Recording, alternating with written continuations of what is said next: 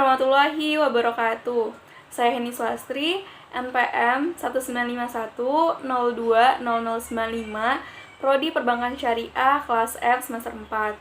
Nah, video ini dibuat untuk tugas UTS mata kuliah Pasar Modal Syariah yang diampu oleh Ibu Oza Restianita ME. Dalam video kali ini, Heni tuh bakal ngejelasin tentang pasar modal syariah, mulai dari pengertiannya, instrumennya, sampai gimana sih langkah-langkah jadi investor di pasar modal syariah gitu. Nah, langsung aja yang pertama, kita ke pengertiannya. Sebelum kita ngebahas tentang pasar modal syariah, kita harus tahu dulu nih, pasar modal itu apa sih gitu. Pasar modal yang secara umum gitu. Kan kita tahu ya, pasar modal itu biasanya disebut capital market gitu. Apa sih capital market? Capital market ini tempat bertemunya orang yang kelebihan dana dengan orang yang kekurangan dana. Dalam hal ini, kalau orang yang kelebihan dana itu disebut investor. Tapi kalau orang yang kekurangan dana itu biasanya pihak perusahaan emiten gitu. Nah, pasar modal ini biasanya beroperasi dalam ini ya, di bawah IDX, maksudnya Bursa Efek Indonesia gitu. Dan gak sembarangan operasi pasar modal ini ada badan pengawasnya gitu, di bawah pengawasan OJK atau Otoritas Jasa Keuangan. Terus selanjutnya kita ke pasar modal syariah. Apa sih pasar modal syariah? Pasar modal syariah itu gak jauh beda sama pasar modal pada umumnya, hanya saja mekanisme perdagangannya itu berdasarkan prinsip syariah. Nah, prinsip-prinsip syariah itu maksudnya prinsip yang tidak ada unsur-unsur riba, maisir, gharar, dan perbuatan-perbuatan yang diharamkan dalam Islam. Tuh. Terus selanjutnya ada instrumen-instrumen dalam pasar modal syariah. Sebenarnya ada banyak banget instrumen di pasar modal syariah gitu.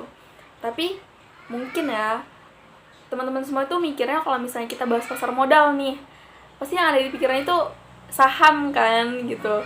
Padahal tuh dalam pasar modal tuh banyak banget instrumennya, nggak cuma saham aja gitu.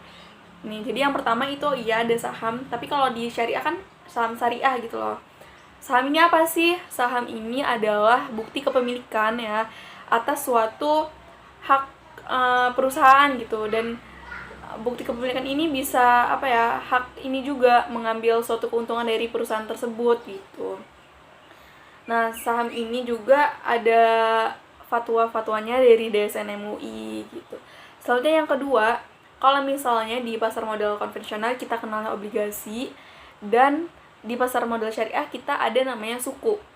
Suku itu ini ya, harus diuruskan. Suku itu bukan obligasi syariah, karena beda banget pengertian antara obligasi dan suku gitu. Kalau obligasi kan surat utang nih, kalau obligasi syariah masa surat utang yang disyariahkan gitu, itu enggak gitu. Kalau suku itu sertifikat kepemilikan, bukti kepemilikan yang ada underlying asetnya gitu. Underlying aset ini apa? Underlying aset ini objek yang menjadi dasar penerbitan suku gitu. Jadi suku itu bukan ini ya, surat utang gitu, tapi bukti kepemilikan. Yang ketiga itu ada reksadana syariah.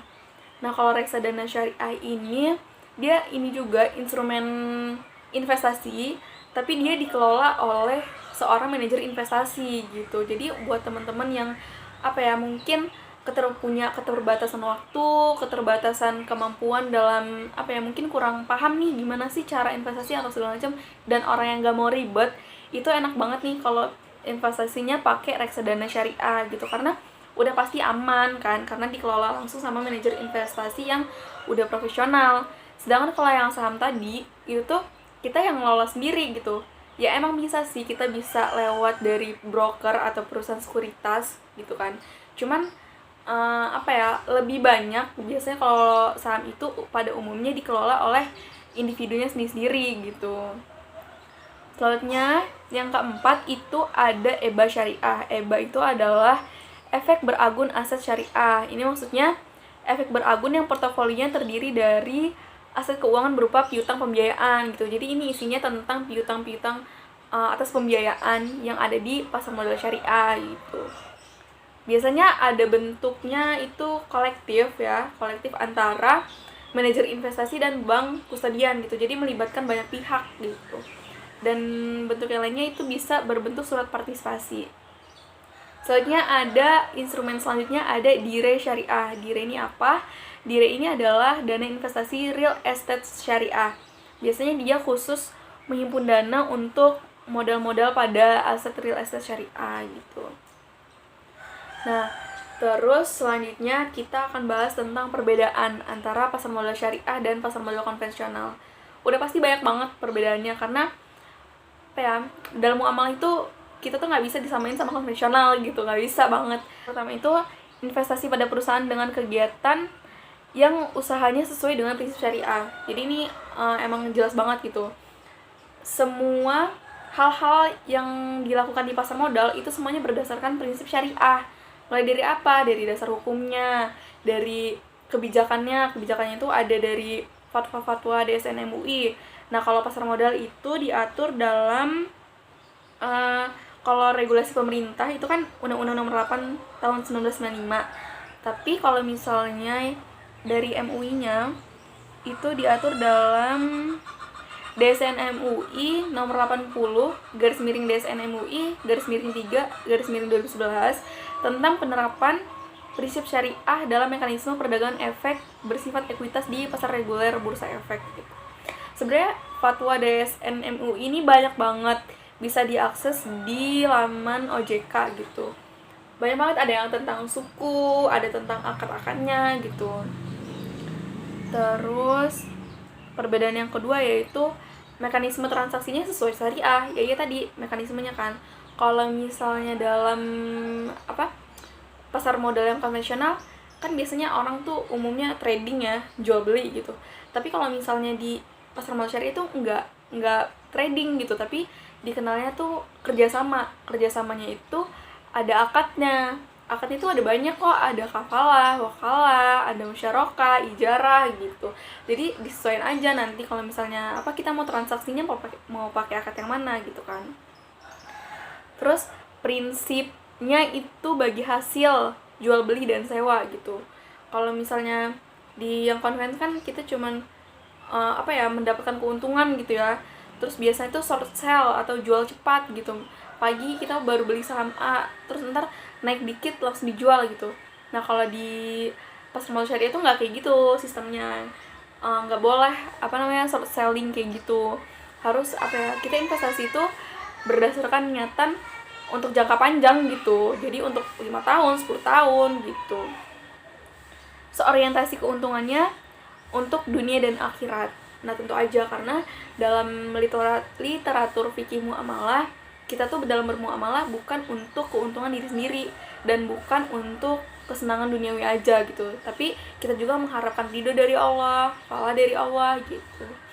Terus ada prinsip tolong menolong, prinsip keadilan juga dalam Islam. Selanjutnya, hubungan dengan nasabah itu berbentuk kemitraan. Iya, benar banget, berbentuk kemitraan.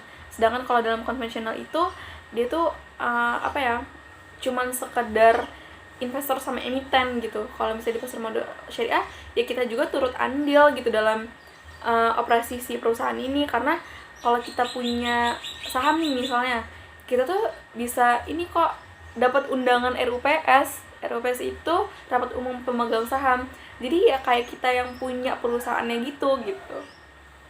Terus yang terakhir itu ada Dewan Pengawas Syariah. Nah, ya ini tadi yang sempat kita singgung juga. Karena dalam praktiknya pasar modal syariah itu nggak sembarangan ya. Pasar modal umum aja ada regulasi khusus gitu. Apalagi yang syariah kan harus ada regulasi lebih khusus lagi gitu. Dewan Pengawas Syariahnya ini yang berperan adalah DSN MUI gitu, Dewan Syariah Nasional, Majelis Ulama Indonesia. Selanjutnya, kita akan membahas tentang risiko-risiko yang terjadi di dalam pasar modal syariah gitu. Karena setiap transaksi investasi, baik jangka pendek maupun jangka panjang, itu pasti ada risikonya. Karena dalam hukum ekonomi nih ya, risiko dan keuntungan itu selalu berbanding lurus gitu. Sebelumnya kita bahas dulu tentang keuntungannya. Yang pertama itu ada capital gain. Capital gain itu adalah selisih antara harga jual dan harga beli suatu saham gitu. Jadi kalau misalnya teman-teman beli saham di harga 500, terus jual di harga 600, selisih 100 tuh. 100 itu jadi keuntungan buat kita, itu namanya capital gain gitu.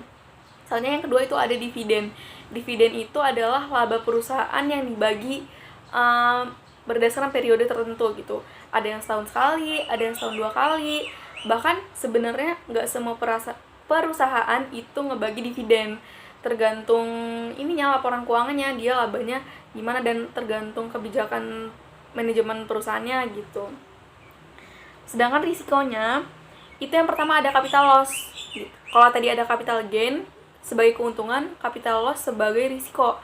Capital loss ini adalah selisih antara harga jual dan harga beli juga sama, tapi dia minus gitu. Teman-teman beli saham di harga 500, jual di harga 450, minus 50. Nah, 50-nya itu yang jadi kerugian, namanya capital loss gitu. Yang kedua itu ada risiko likuidasi, yaitu suatu perusahaan tuh dinyatakan bangkrut oleh pengadilan atau dibubarkan. Karena kita investor itu posisinya adalah sebagai orang pemilik perusahaan gitu kan. Orang yang dalam perusahaan itu ya gini. Kita tuh kalau mengalami likuidasi, yang diutamakan itu adalah pihak-pihak yang wajib kita bayarkan likuiditasnya gitu. Misalnya kita utang sama orang gitu, perusahaan utang sama pihak lain. Ya hal pertama yang harus dilakuin sama perusahaan itu bayar utang dulu gitu. Bayar utang dulu, terus selesaiin dulu segala utang piutangnya gitu. Baru nanti kalau misalnya ada sisa modal dibalikin ke pemegang atau pemilik si perusahaannya gitu. Tapi kalau misalnya udah perusahaannya udah rugi nih, udah jual aset, agunan semuanya udah dijual, terus ternyata dananya itu cuma cukup bayar utang gitu buat ke pihak lain, nggak ada dana lebih buat dibagi ke pemilik saham atau si investor gitu. Nah itu ya investor nggak dapat apa-apa, malah jadi rugi gitu kan.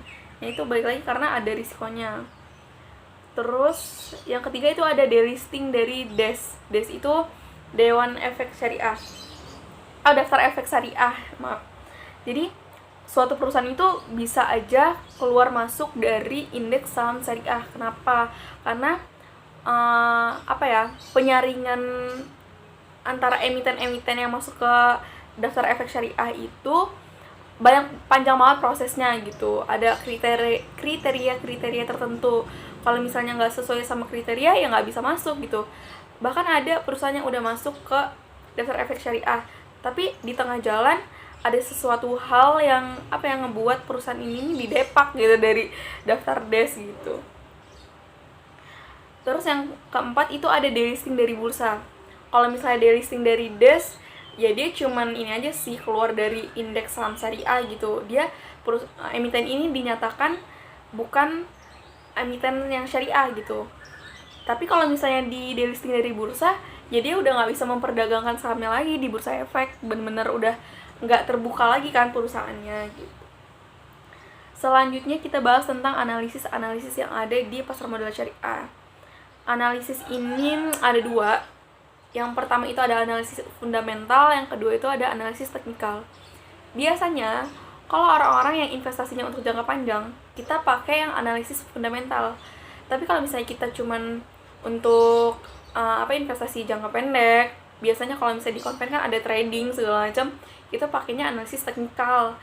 Kalau analisis fundamental ini kita tuh lebih melihat ke arah ya fundamental perusahaannya gitu. Kita lihat dari laporan keuangannya, dari performa perusahaannya gimana gitu, dari kinerja operasional sehari-harinya itu gimana gitu per tahunnya. Karena dalam analisis fundamental ini banyak banget yang dianalisis gitu, dari ROA-nya segala macam, keuntungannya. Tapi kalau misalnya analisis teknikal itu kita hanya memperhatikan pergerakan saham-sahamnya gitu, cuman lihat dari chart harian si saham ini gitu. Biasanya itu yang diperhatikan itu harga sahamnya, mulai dari opennya dari berapa, terus high-nya, low-nya, close-nya gitu, perubahan harga. Terus biasanya ada tren naik, tren turun gitu. Kapan sih kita harus beli saham itu? Pas lagi tren naik tuh pas posisi di mana gitu. Itu biasanya ada analisisnya gitu. Selanjutnya, nah ini syarat-syarat untuk jadi seorang investor, khususnya di investor saham syariah. Yang pertama itu kita harus punya KTP dulu ya. Kita harus punya KTP dulu, terus punya NPWP, punya buku tabungan yang pasti, dan jangan lupa harus ada dananya gitu. Kalau kita mau investasi nggak ada dananya gimana juga ya kan. Terus kalau langkah-langkahnya, yang pertama kita harus daftar dulu nih ke perusahaan sekuritas. Karena kalau untuk investasi di pasar modal, kita nggak bisa langsung datang ke Bursa Efek gitu, karena di sana nggak ada skema itu nggak ke sana gitu, tapi kita lewat perusahaan sekuritas. Nah, pilih perusahaan sekuritas yang ada SOTS syariahnya. SOTS ini adalah Syariah Online Trading System gitu. Ada tempat ininya gitu, medianya untuk kita trading saham syariah. Terus yang kedua yaitu buka rekening efek syariah. Biasanya kalau kita udah daftar di perusahaan sekuritas, kita tinggal ngasih syarat-syarat yang tadi, ntar terkait rekening efeknya itu udah didaftarin dari pihak sekuritasnya gitu.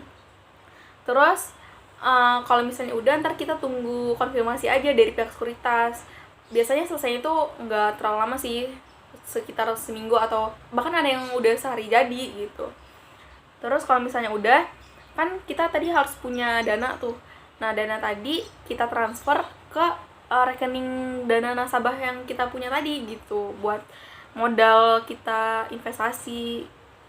Terus ini ya, baru deh kalau misalnya udah jadi akun kita, terus udah ada dananya yang tersedia, baru deh kita pilih kita mau pilih saham, mau beli saham-saham apa gitu. Terus biasanya ini kalau misalnya teman-teman masih mau belajar, ya nggak apa-apa, beli aja dulu dari saham-saham yang masih kecil-kecil gitu harganya, sambil belajar. Kalau misalnya udah mulai ini juga, udah mulai banyak dananya, udah lumayan bisa juga menilai suatu saham ini gimana, ya boleh lah kita beli-beli saham yang blue chip gitu ya. Siapa sih yang nggak mau ya kan, kita punya perusahaannya gitu. Terus selanjutnya itu ini nih, ada pandangan Islam mengenai investasi. Dari tadi kita udah panjang lebar ngebahas tentang pasar modal syariah dari A sampai Z semuanya. Terus gimana sih pandangannya dalam Islam? Sebenarnya dalam Islam ya, khususnya di bab fikih muamalah gitu, semua kegiatan muamalah itu adalah mubah gitu. Mubah itu diperbolehkan asalkan kalau misalnya ada ayat yang melarangkan, ada dalil yang mengharamkan, itu baru haram gitu. Apa sih haram contohnya dalam muamalah? Itu ada harta-harta yang gak halal pastinya, terus ada kegiatan usaha yang di luar prinsip syariah, misalnya usaha minuman keras, penjualan daging babi segala macam, itu kan haram, itu nggak boleh.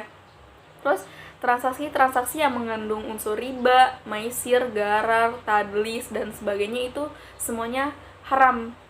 Kalau misalnya di pasar modal, kita insya Allah halal gitu, dan karena memang udah dilegalkan oleh negara juga, karena udah masuk juga dalam itu tadi fatwa-fatwa DSN MUI gitu. Terus kan kalau misalnya fikih muamalah itu, kita tuh muamalah kan nggak hanya untuk diri kita sendiri kan, balik lagi tadi yang udah ini bilang, kita tuh mengharapkan ridho dari Allah. Terus dalam muamalah itu semuanya itu adalah berdasarkan prinsip keadilan gitu, keadilan dalam Islam. Dengan adanya pasar modal syariah ini, kita tuh bisa ini loh gitu, mewujudkan si keadilan ini. Kenapa? Karena dalam pasar modal syariah ini, uang yang kita miliki dari pihak yang kelebihan dana itu kan muter tuh ke perusahaan yang nggak punya dana gitu. Terus pelaku pasar modal syariah ini nggak hanya orang-orang kaya, orang-orang yang punya modal gede gitu, bahkan dari tingkat mahasiswa nih, dari yang kita kayak gini, kita udah bisa kok transaksi di pasar modal dengan modal 100.000 itu udah bisa gitu. Jadi adil kan, jadi nggak hanya investasi itu kayak cuman untuk orang-orang yang di tingkat menengah ke atas gitu, nggak juga, karena kita juga bisa nih belajar dari sini gitu. Karena dalam Al-Quran juga udah dijelasin kok dalam surat Al-Hasr ayat 7, yang artinya ya, supaya harta itu tidak hanya beredar di tengah orang-orang kaya di antara kalian gitu. Karena dalam Islam itu nggak ada tuh namanya kayak judgement si kaya dan si miskin, semua itu sama. Bahkan nggak boleh yang kayak itu cuma misalnya punya dana, punya harta dipakai sama dirinya sendiri, itu nggak boleh. Kita harus memutar harta kita gitu buat membagi-bagikan ke orang-orang yang ada di sekitar kita gitu, supaya semuanya dapat sama-sama adil, sama-sama dapat keuntungan, sama-sama ini juga mengharapkan ridho dan pahala insya Allah dari Allah Subhanahu wa Ta'ala gitu. Ya mungkin sekian ya penjelasan dari Heni mengenai pasar modal. Mungkin sebenarnya emang nggak terlalu lengkap, tapi insya Allah bisa lah gitu ditangkap sama teman-teman semua sebagai pembelajaran permulaan ya. Terima kasih. Kalau misalnya ada yang salah, Heni mohon maaf. Mungkin ada kekurangan dalam penyampaian materi tadi segala macam, dan mungkin ada beberapa juga yang belum Heni kuasai gitu ya. Namanya Heni juga manusia, masih banyak banget kekurangan. Terima kasih. Wassalamualaikum warahmatullahi wabarakatuh.